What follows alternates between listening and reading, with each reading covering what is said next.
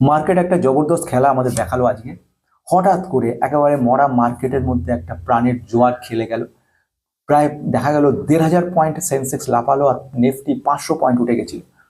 অদ্ভুত চমক সৃষ্টি হলো আমার বলা স্টকগুলোর মধ্যে, যেমন বিগ ব্লক কনস্ট্রাকশন 20% দিল, এমটার টেকনোলজি 8-9%, এছাড়া এইচপিএল প্রায় 20% কাছাকাছি, ডিপি ওয়ার্স 16%, জোডিয়াক প্রায় 17-18%, মাজাকাউটক 12%, এরকম সব চললো।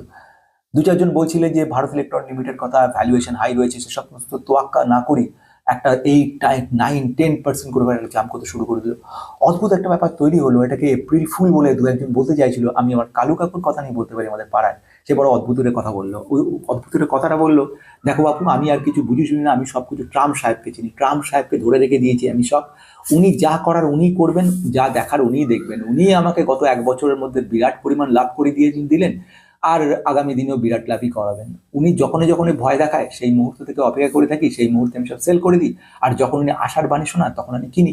যেরকম আজকে আমি প্রচুর পরিমাণ শুধু বিক্রি করে গেছি, কারণ আমি জানি আগামী দিন আবার একটা ঝামেলা উনি বাঁধাবেন। তো ব্যাপারটা হচ্ছে কি, সেটা নিয়ে আজকে ভিডিওর মধ্যে বেশ কিছু গুরুত্বপূর্ণ ইনফরমেশনগুলো বলবো, নিউজগুলো নিয়ে কিছু কথা বলবো, বেশ কিছু ইন্টারেস্টিং নিউজ এসছে সেগুলো বলবো, কেন এতটা মার্কেট জাম্প করলো, শেষটা কি রয়েছে মার্কেটের, এই সবগুলো নিয়ে আজকে। মার্কেট জুড়ে যেন কিরকম একটা গেম চলছে, মানে পয়লা এপ্রিলে এপ্রিল ফুল বানানো হচ্ছে কেন বুঝতে পারা যাচ্ছে না। যেখানে মার্কেটে একেবারে পড়ন্ত অবস্থা পড়ে যাচ্ছে, মার্কেট শেষ অবস্থা কত ডাউন হয়ে গেল, সেই মার্কেট হঠাৎ করে চাঙ্গা হয়ে উঠলো আজ সকালে একটা নতুন নিউজ দেখে। আসলে এই জায়গাটা ইউএস প্রেসিডেন্ট মিস্টার ডোনাল্ড ট্রাম্পের অদ্ভুতভাবে একটা প্রশ্ন চিহ্ন আমার মাথায় চলে আসছে। সেটা হচ্ছে যে এটা কি এক ধরনের কায়দা চলছে, কেরামতি চলছে, অর্থাৎ মার্কেটটা ডাউন করে দেওয়া সারা ওয়ার্ল্ড মার্কেট, তারপরে সকলকে কিনিয়ে দেওয়া, তারপর হঠাৎ করে একটা গুড নিউজ দিয়ে চমকে দিয়ে তারপরে হঠাৎ সবাইকে আবার সেগুলো বিক্রি করে দেওয়া। অর্থাৎ এই মুহূর্তে আমি কালু কাকুর কথা বলতে চাইছি। কালু কাকু মানে আমাদের পাড়ার কাকু, সেই কাকুর সবচেয়ে বড় বুদ্ধির কাজ করে। যখন থেকে জিজ্ঞেস করলাম আমাকে কি করলেন, তার উত্তরে সে বললো, আমি শুধু সেল করেছি, আমি আর কিছু দেখি না, আমি শুধু মিস্টার ট্রাম্পকে দেখেই কেনা বেচা করি। উনি যখন বলে ভয় দেখায় তখন আমি কি করি, সেই মুহূর্তে কেনা শুরু করে দিই। আর যখন উনি একটা আশ্বাস দেয় সেই মুহূর্তে বিক্রি করে দিই। অর্থাৎ যেখানে অনেকে কিনেছে সেখানে কিন্তু কালু কাকু এই কাজ করেছে, সে বিক্রি করে গেছে।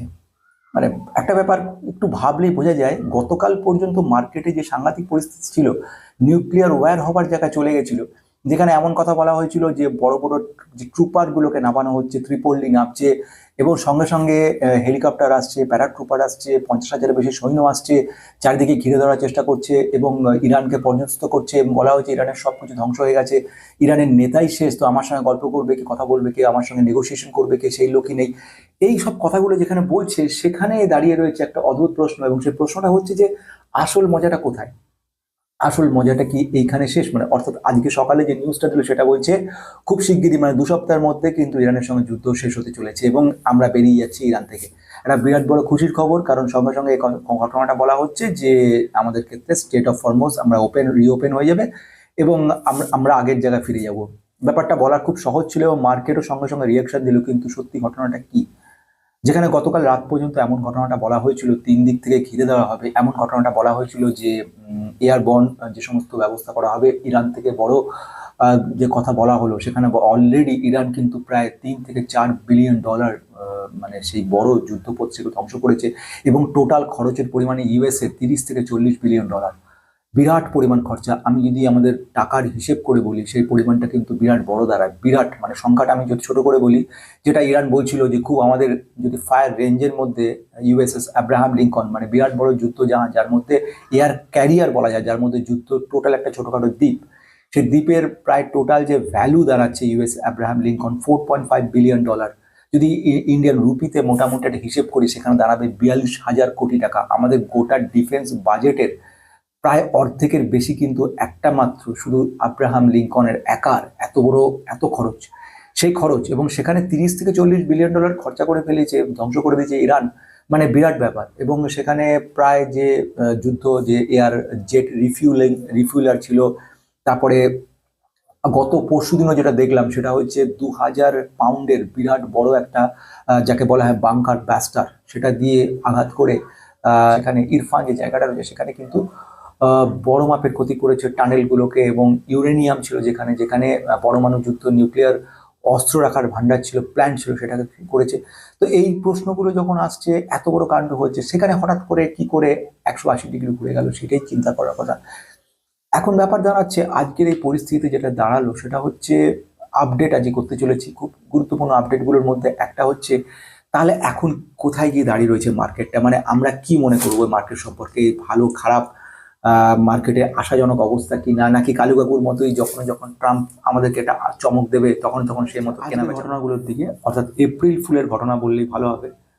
যেখানে যেখানটা বলা হয়েছে সেটা হচ্ছে যে যুদ্ধবিরতি ঘোষণা এবং আগামী 2 সপ্তাহের মধ্যে যুদ্ধ থামানো হচ্ছে, এবং এই ব্যবস্থা নেওয়া হবে, তেহরানের বিরুদ্ধে যে যুদ্ধ করছিল ইউএসএ সেগুলো বন্ধ করে দেওয়া হবে, মিসাইল অ্যাটাক বন্ধ করা হবে, এবং যেটা বলা হয়েছিল মাঝখানে যে স্ট্রেট অফ হরমুজ, সেটা ব্যবস্থাটা সেখানে আমরা কোনো রকম রিকোয়েস্ট করবো না, নিজের মতো বেরিয়ে যাবো, এই ধরনের একটা চিন্তা ভাবনা কথাবার্তা বলছে।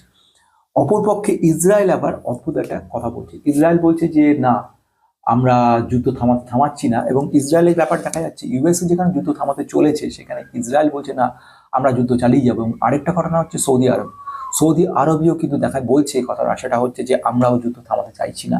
মানে এমন একটা পরিস্থিতির মধ্যে থেকে ইন্ডিয়ান মার্কেট আজকে একটা চমক দিল। এই চমকটা ছিল খুব স্বাভাবিক।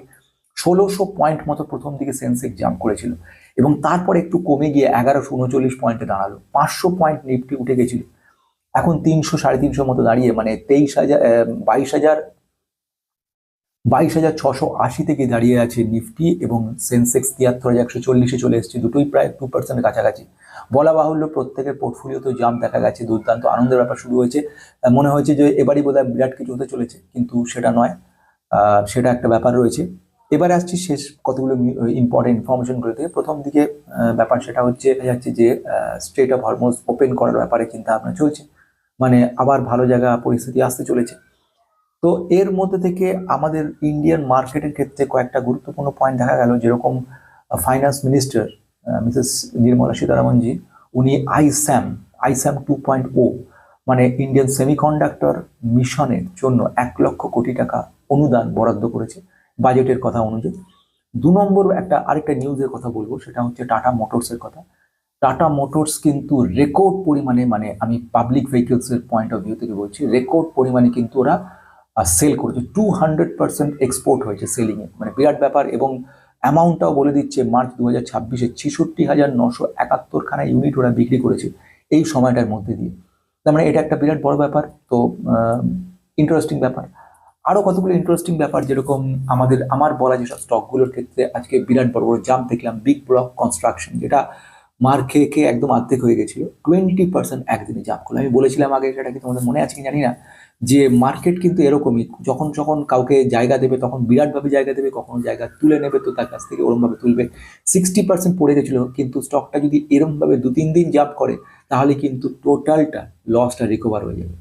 সেকেন্ড ওয়ান যে কোম্পানিটার কথা বলেছিলাম, এমটার টেকনোলজি, দুর্দান্ত করেছে। এইচপিএল নিয়ে অন্য আগে বলেছিলাম, সেখানে আজকে প্রায় 15%-এর বেশি জাম্প করেছে। ডিপি ওয়ার্ডস নিয়ে কথা বলেছিলাম এক সময়, যারা পুরনো তারা জানেন, 13.61% একদিনে জাম্প করেছে। জোরিয়াক এনার্জি নিয়ে কথা বলেছিলাম, 13% জাম্প করেছে। মাজাগাঁও ডক বলেছিলাম, 12% জাম্প করেছে। স্যাকসফটকে নিয়ে অনেকের দুশ্চিন্তা ছিল, আজকে 12%। আগামী দিনে যদি ব্যাপার ঝামেলাগুলো মেটে, অ্যাটলিস্ট আস্তে আস্তে একটা প্রফিটেবল জায়গায় যাবে। এবং অনন্তরাজও প্রায় 11%-এর মতো আজকে জাম্প করেছে। তাহলে এই হলো ঘটনা।